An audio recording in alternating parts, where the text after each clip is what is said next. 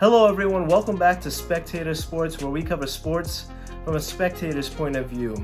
I'm your host Sebastian Fonseca, and today we're going to recap the NFC East clash between the Washington Commanders and the Philadelphia Eagles. But before we get into the recap, please do us a massive favor to help this channel grow, reach a broader audience. We need your help. Drop a like on this video, subscribe to the channel if you haven't done so already. If you want to take a look at our past clips or our recent podcasts, which I'll link in the description, it'll do us a massive favor if you guys check those out. We're also on Spotify and TikTok, also linked in the description. Now let's get into the recap. The Eagles wear down the Commanders en route to their 6th straight victory, and now they take sole possession of the NFC East. And they moved to 8-2 on the year, and right now they absolutely have the inside pole position for this division title, where the Commanders have had control for the greater part of this season. But now a couple weeks now with back-to-back losses in a span of 5 days put them in a little bit of a hole. Now, thoughts on this game? I think the Eagles just had a talent disparity. I mean, if you just look at on paper offensively, the Eagles just have 2 good wide receivers, a really good tight end, very good offensive line, quarterback that's been up there in the MVP conversation, and obviously Saquon Barkley. I mean, there's a huge talent disparity, but also defensively, they have just been so good in the past few weeks. But I just think that the Commanders did really well, especially on a short week for the first half. But after a while, the Eagles just had their talent disparity come out in the fourth quarter, especially, where they reeled off 3 consecutive touchdowns to really put the game on ice. And on a night where Jalen Hurts was pretty off for the better part of this game, Saquon Barkley was again the savior. And credit to offensive coordinator Kellen Moore for sticking with the run. I mean, for the first 3 quarters, he was relatively bottled up. He had about 70 yards on 20 touches, but then finished with the last 6 for another 70 plus yards, including 2 long touchdown runs. That consistency to stick with the run, wear down the defense, because eventually we've seen Saquon be able to bust down a big gain that's at least 20 plus yards, and that really does demoralize a defense that did a pretty good job of keeping it in check for this game. And on the other side, Vic Fangio has this Eagles defense humming. After getting pretty torn up against the Tampa Bay Buccaneers in week 4, they took some time in the bye week to really assess how these players work. It's a new defense, a new DC, and I think the adjustments have been monumental. Obviously starts off at the back end with rookie cornerback duo in Quinion Mitchell and Cooper DeJean. DeJean has been really good in the slot since taking over for the starting slot cornerback position over Avonte Maddox post bye week. I think he's made a different level in terms of competitiveness. I think he's taken the defense to a different level in terms of his physicality, and he has really good awareness and always has a nose for the football. And Quinion Mitchell probably doesn't get enough shine that he deserves just because of the lack of splash plays, and that's fair. But in terms of a coverage corner, he takes away an entire side of the field, similar to Richard Sherman at his prime in the Legion of Boom, where we saw him take away Terry McLaurin for much of this game. I mean, I think he had maybe 1 target and he was held to just 1 catch for 10 yards. He took Terry McLaurin out of this game completely. And when that's a Washington offense that's really centered around Terry McLaurin and then a bunch of okay wide receivers, there's a lot of passes to the running backs and tight ends who did do pretty well in certain spurts. I think Zach Ertz making his return to Philly was good on the touchdown and the 2-point conversion. Austin Eckler got loose for a nice pass, but it wasn't a lot of down the field action. So that's the advantage for Vic Fangio. He's been a DC for so long, even been a head coach for a certain span, but his experience definitely showed in this game, putting him in positions to succeed against a rookie quarterback. And remember that while Jayden Daniels has been on a recent tear, he's kind of tailed off in the past few weeks, probably post rib injury, but there's the other factor is this more tape on him at this point. In the early weeks, didn't really know what he was good at, and they struggled to find ways to attack him, and now they have 9 weeks of tape. It's also them going through the short week too. I think that's always been an adjustment for young quarterbacks, and the next time they play, I think if the Eagles defense replicates this on the road later in their second matchup in December, I think that's a tall telling sign that Jayden Daniels is probably hitting the rookie wall. I still think he's great. I also think that the defense was really good that made him look like a rookie. And there's, again, that talent disparity. They're going to need to find a second wide receiver to help out Terry McLaurin and Jayden Daniels in the offseason. Now, in the fourth quarter, there was a key sequence where the Eagles scored a touchdown but missed the extra point on a day that Jake Elliott struggled for much of the game. And this had an opportunity for Washington to take back momentum, and they were in field goal range. Zane Gonzalez was pretty good with his lone field goal attempt, and this was well within his range. But on first down, they get a nice pass out to the tight end, Bates, who gets a nice 9-yard gain. And then they go Brian Robinson stuffed in the backfield, and they go run play again, tackle for loss.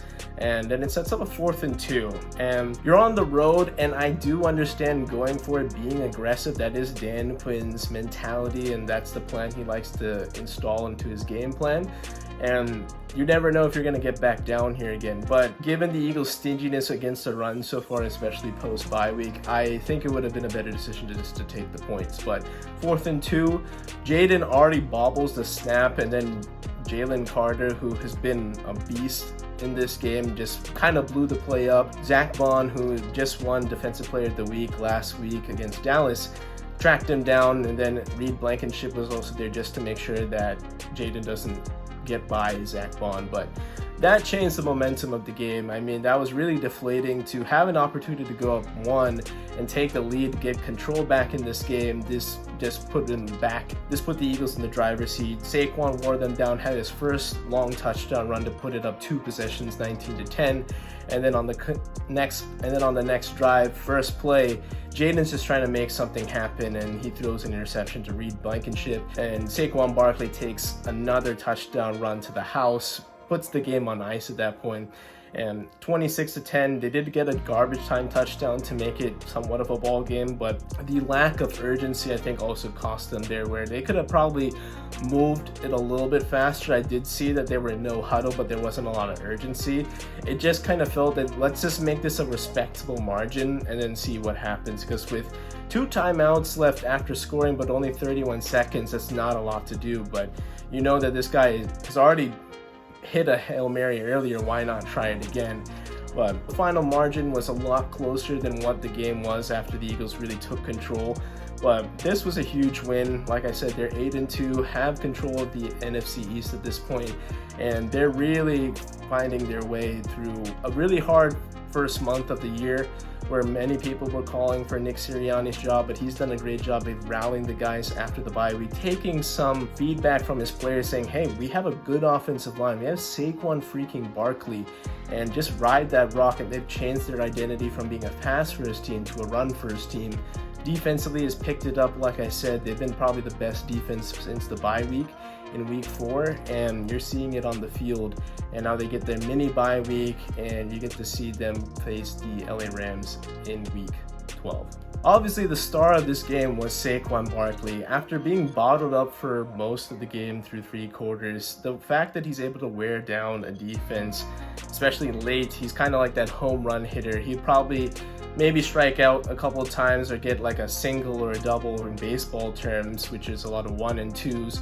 But in the fourth quarter, he was masterful. The offensive line wore down this Washington defense, where he busted out 2 big offensive gains for touchdowns. And you can see that he is really the difference maker in this Eagles offense. Last year, while DeAndre Swift was serviceable and a good running back, he was a Pro Bowler last year, but Saquon's just a whole nother level, man. I mean, he is just ridiculous with what he can do, turn plays that are nothing into something.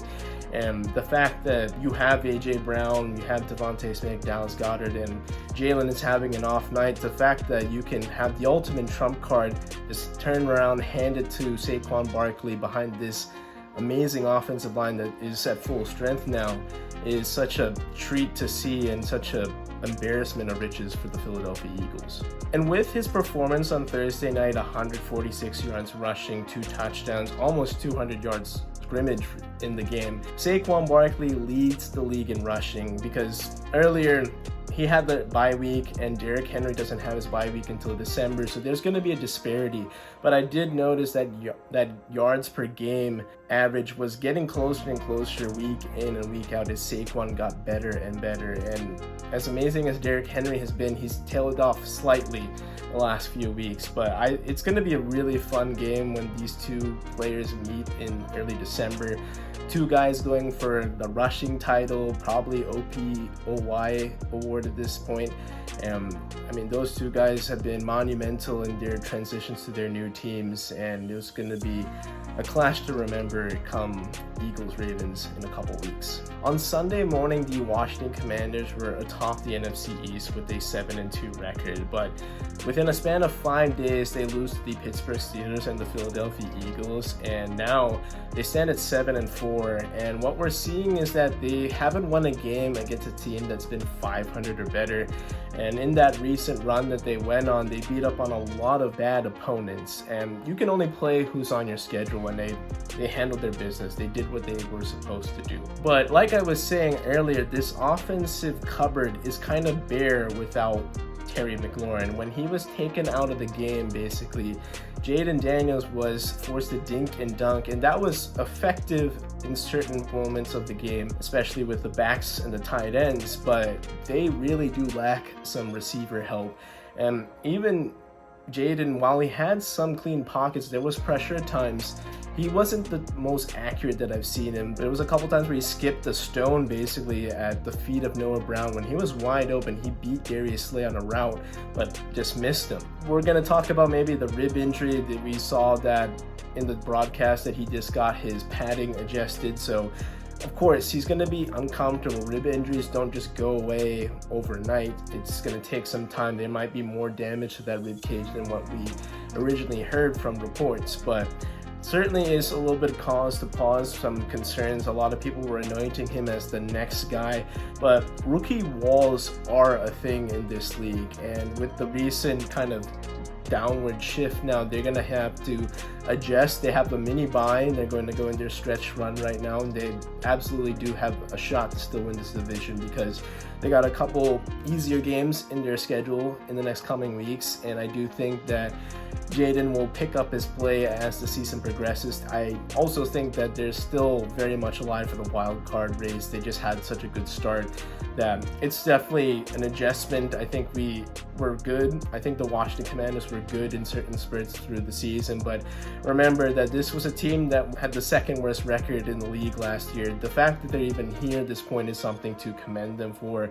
New ownership group with Magic Johnson and Josh Harris has been changing the culture in the post Daniel Snyder days, where that owner just turned a once proud franchise into the biggest laughingstock in the league. So Rome wasn't built in a day. I'm thinking that the Commanders are definitely taking a step in the positive direction, and anything above 500 in playoffs at this point is icing on the cake, because you have your guy, you have a good head coach. OC is in the works too with Cliff Kingsbury, and there's still a lot to be done and a lot to be proud of if you're a Washington Commanders fan.